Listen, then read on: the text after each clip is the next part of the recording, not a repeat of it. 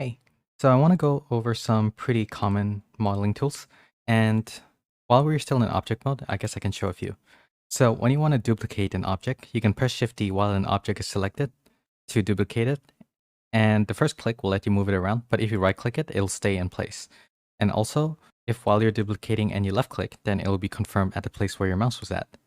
And whenever you duplicate, you can actually hold a constraint. So for example, if I were to hit X while I duplicate, it'll just constrain to the X, like so. And after you finish your previous action, like a duplication, you can actually hit Shift R to repeat your last action. And what it does is that it'll just keep on repeating the duplication plus the moving towards the right. Now, another thing is that you can actually join your objects. So for example, what if I wanted to have the same modifiers on both of them or something like that? So you can actually just select the both of these, and whatever you select last is the one that will have the modifiers. So if you select the both of these, so just shift select them and hit Control J, then they will be joined and share the same modifier as well. And if you want to separate them, you can go into edit mode by pressing tab, and you can press P and separate by loose parts or by materials. Sometimes you want to separate only a face or something like that. For example, with the hammer, we will do a lot of separating of faces. So you would just select this and do a P and separate by selection, and it'll now be a different object. But just be careful, because if you don't duplicate it before separating it, then you'll just have an open cap on one of the objects. So what I usually do is to just go into edit mode and select a face and hit Shift D to duplicate it and right click so that it stays in place, and press P and separate by selection. And what it does is that since you've copied it, you don't really have a missing cap anymore. Now, other than that, one thing that I like to use a lot is the shortcut H to hide. So if I were to select this and press H, you can hide your objects. Alt H will unhide everything. For example, if I were to just hide them one by one and hit Alt H, it'll just unhide everything.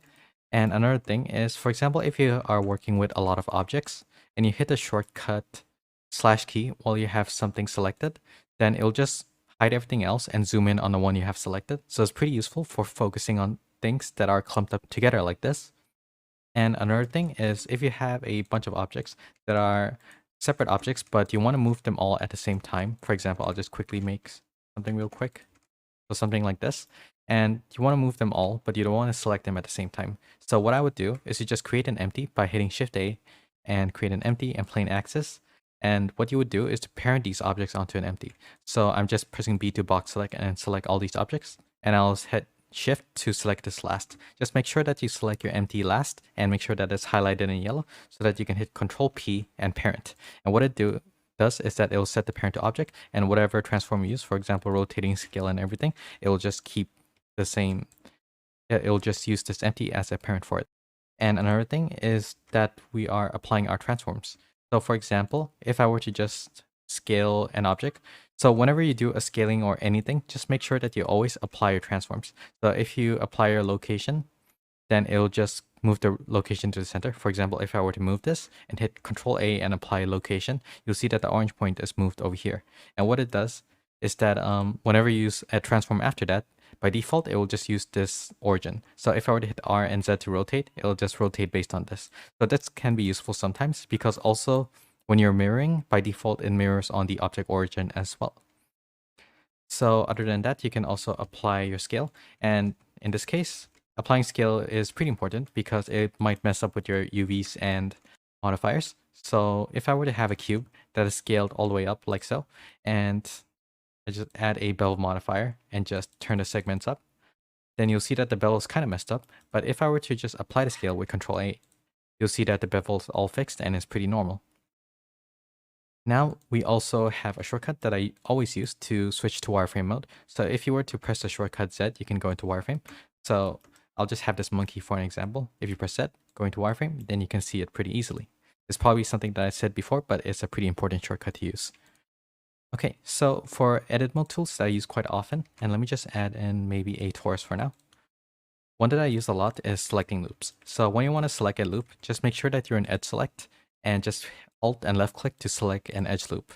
You can just put your mouse and select anything you want. You can also select a face loop by just Alt and left clicking as well. Now, if you want to select multiple loops, just Alt and Shift at the same time to select multiple loops, like so.